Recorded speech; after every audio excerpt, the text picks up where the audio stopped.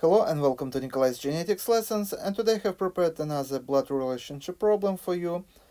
As usual, I recommend you to pause video here, try to solve this problem on your own first, and when you would be ready you can run video again and you can compare your answer with my answer and explanation.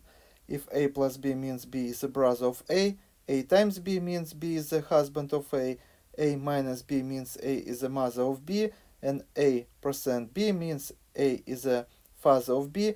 Which of the following relations shows that Q is a grandmother of T? And as I already showed you in my previous video, I invented a very convenient way to solve this type of problems using special notation. For example, take a look. If A plus B means B is a brother of A, let's find where we have plus. We have plus here, so we put B on top. But this problem gives us new level of complexity.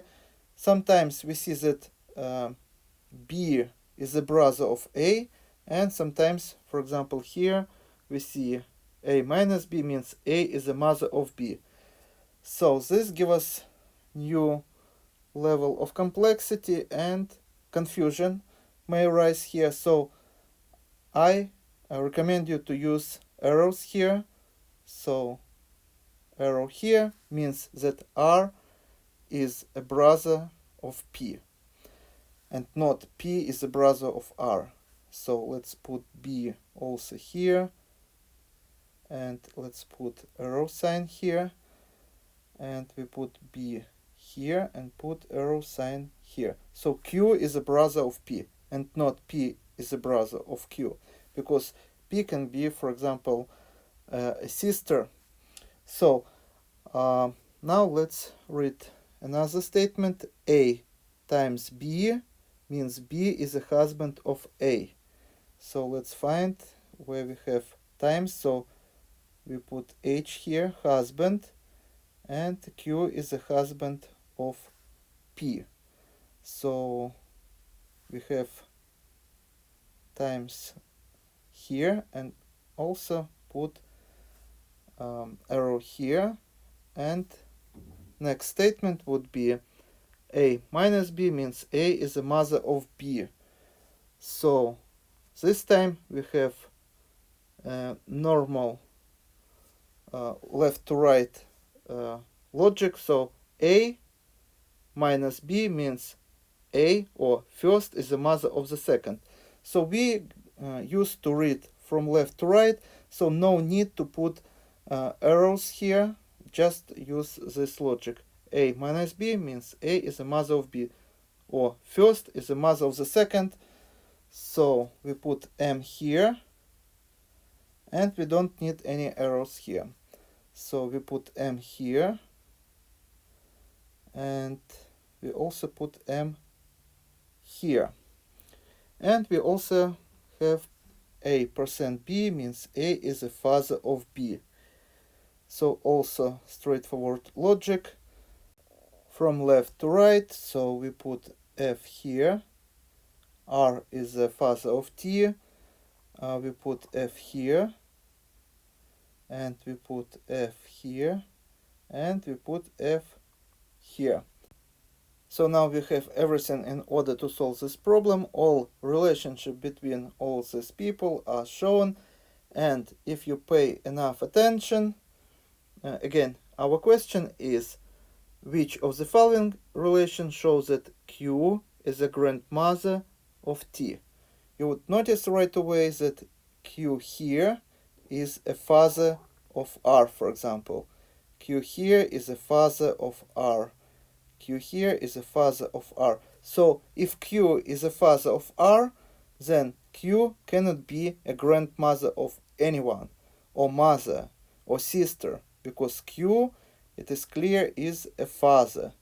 So we right away can exclude all these variants where Q is a father of R. And we instantly know that the correct answer is A. But still, let's build a Punnett square. So what we know? We know that Q is a mother of P, so Q, she is female, she is a mother of P. So let's also add her husband here, who is not mentioned, but in order to conceive a child, you need a male. So she is a mother of P, so let's put P here. So here is a P. And now pay attention, P and R. And R is a brother of P.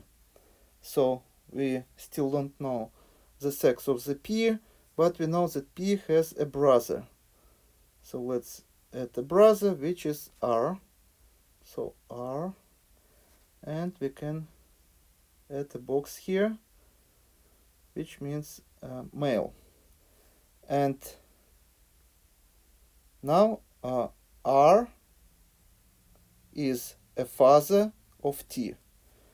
So now we add, so he have to be married, or at least in order to have a child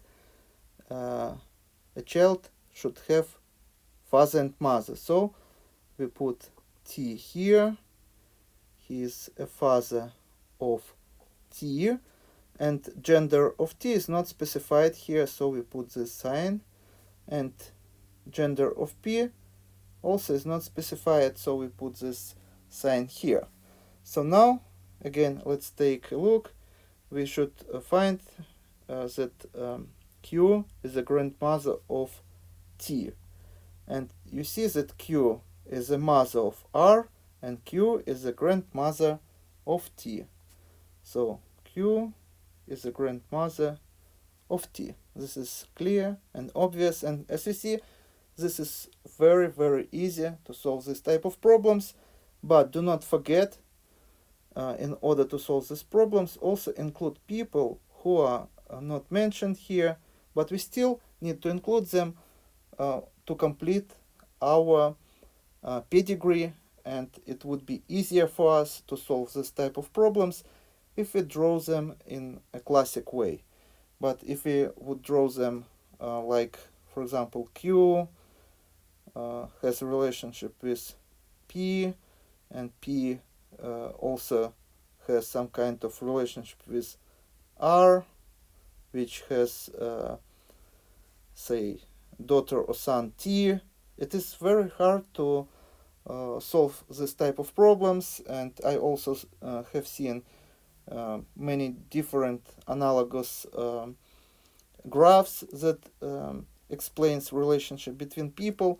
But again, here sex is not specified, which makes solution is much harder, and a relationship is not as obvious as in this pedigree. So I recommend you not to use any other graphs except classical pedigree in order to solve this type of problems, because as you see, it is very easy to solve, and also it is very clear what relationship between people. And this is all for today. Thank you for your attention. Please subscribe for my new videos that I post almost every day. Thumbs up if you like this video. Please write your comments, questions if you have any. Share this video with your classmates, and see you in the next video. Goodbye.